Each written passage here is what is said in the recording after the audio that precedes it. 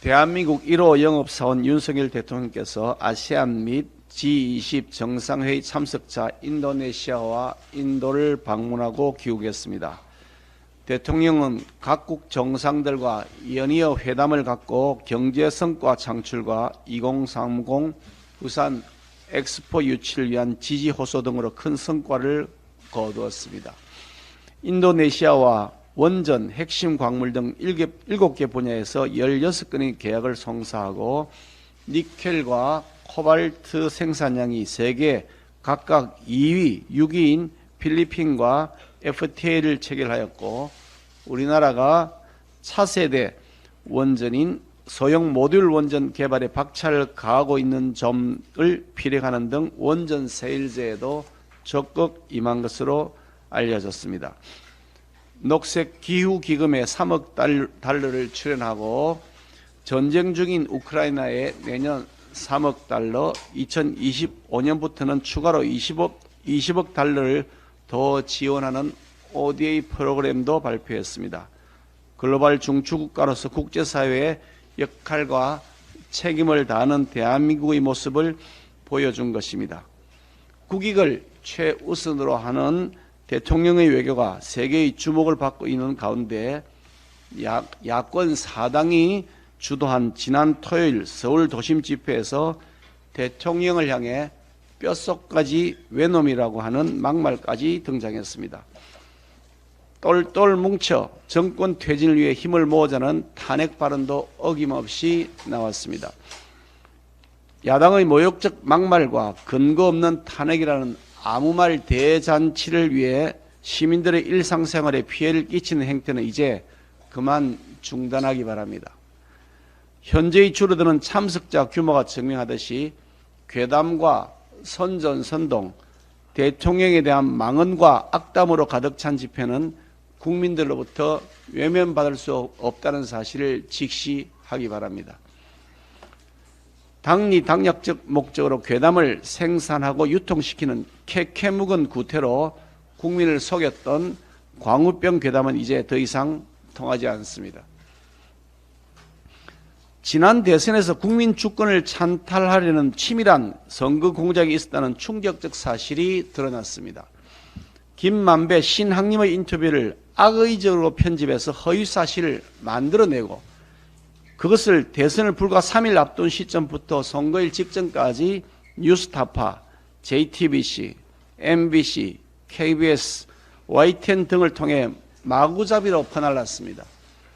이런 짓은 단순한 가짜뉴스 차원의 문제가 아니라 치밀하게 기획된 공작뉴스 차원의 문제입니다.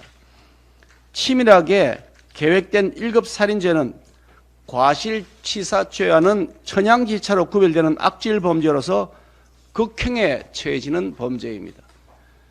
이번 대선 조작 사건은 언론 자유를 핑계로 음흉하게도 뒷공문에서 자신들의 권력을 위해 조작, 공작, 선동질, 조공질한 중대 사안입니다. 언론의 자유는 진실 보도를 위해 존재하는 것이지 가짜뉴스를 고의적으로 생산, 유통하는 것을 허용하기 위해 존재하는 권리가 결코 아닙니다. 가짜 조작 뉴스를 고의로 생산, 유통하는 짓을 언론 자유라고 우기는 야권과 이에 동조하는 일부 언론의 주장은 진실 보도를 위해 지금도 치열하게 현장에서 취재하고 고민하는 많은 정상 언론인들을 도매금으로 모독하는 것입니다. 사전에 치밀하게 기획하여 교통사고를 가장해 살인죄를 저지른 큰 범죄에 대하여 과실치사죄를 적용하자는 것은 허용될 수 없는 궤변인 것과 마찬가지 이치입니다. 선거 조작, 여론 조작, 대선 조작을 해도 되는 반역 면허는 어느 누구도 가지고 있지 않습니다.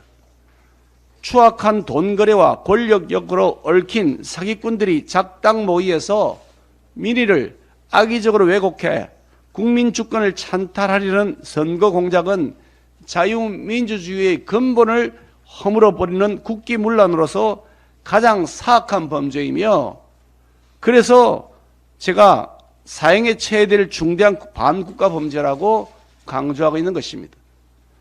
바로 그런 이유로 3.15 부정선거의 주범이 사형에 처해졌던 적도 있습니다.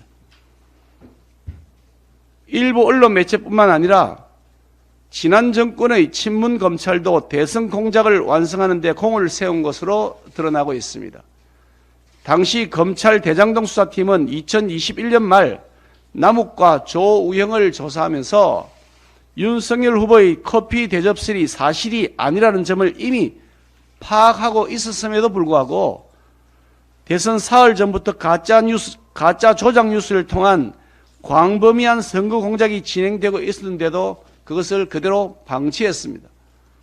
범죄 행위가 벌어지고 있는 사실을 뻔히 알면서도 제지하기는커녕 도리어 조장한 셈입니다. 지난 정권 대장동 사건에 대해서 늑장 수사, 봐주기 수사, 덮어주기가 아니냐는 의혹, 이런 짙은 의혹을 가졌던 친문 진영의 정치검사 역시 대선 공작의 공범 책임을 면하기 어려워 보입니다.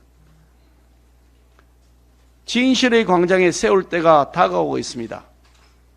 이 말은 돈봉투 전당대회의 주인공 송영길 전 민주당 대표가 당시 이재명 후보가 얼마나 억울했겠냐며 김만배 신학님 일당의 선거 공작 뉴스를 SNS에 올리면서 썼던 글입니다. 그 글 그대로 희대의 대선 공작 그 배후 몸통을 반드시 철저하게 밝히고 그래서 그 진실의 광장에 세워야 하겠습니다.